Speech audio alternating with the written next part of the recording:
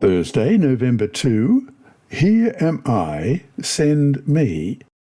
Jonah's story is more than amazing. The fact that God could save the Ninevites in spite of the poor witness of Jonah is a stark reminder that our role is merely to be a conduit for God, who alone can convict and convert hearts. It is a reminder that God seeks only willing and humble messengers who will follow his direction. Read Isaiah chapter 6, verses 1 to 8. What is the central idea expressed in this passage? Isaiah 6, beginning at verse 1. In the year that King Uzziah died, I saw the Lord sitting on a throne, high and lifted up, and the train of his robe filled the temple. Above it stood seraphim. Each one had 6 wings. With 2 he covered his face, with 2 he covered his feet, and with 2 he flew. And one cried to another and said, Holy, holy, holy is the Lord of hosts. The whole earth is full of his glory. And the posts of the door were shaken by the voice of him who cried out, and the house was filled with smoke. So I said, Woe is me, for I am undone, because I am a man of unclean lips, and I dwell in the midst of a people of unclean lips, for my eyes have seen the King, the Lord of hosts. Then one of the seraphim flew to me, having in his hand a live coal, which he had taken with the tongs from the altar, and he touched my mouth with it, and said, Behold, this has touched your lips. Your iniquity is taken away, and your sin purged.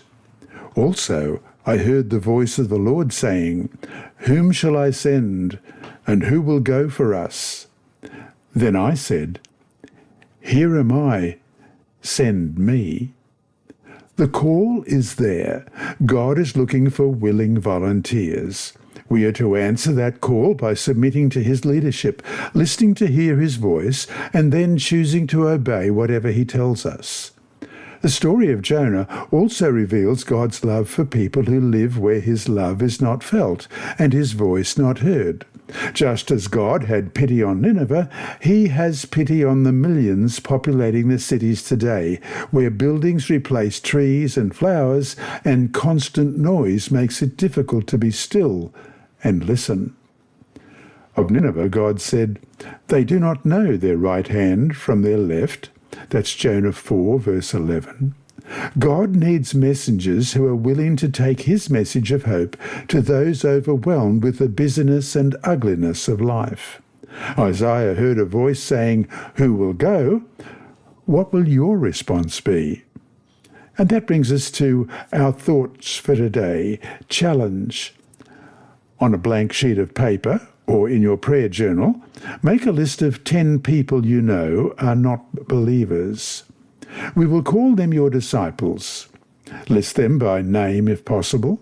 Keep this list close by, and for the rest of the quarter, pray daily for each of your 10 disciples. Pray that God will help you become casual friends with those who are acquaintances. Pray that you can develop deeper, closer, trusting friendships with your casual friends. As you deepen your relationships, carefully watch and listen so you can identify their specific needs, hurts, and pain. Then pray that God will meet them in that area of need. And challenge up. Choose a city near you as well as a city in another part of the world. Begin praying for the people who live and work in each. Ask that God will raise up a strong Adventist presence that can share the truth as we know it, the truth about the soon coming of Jesus.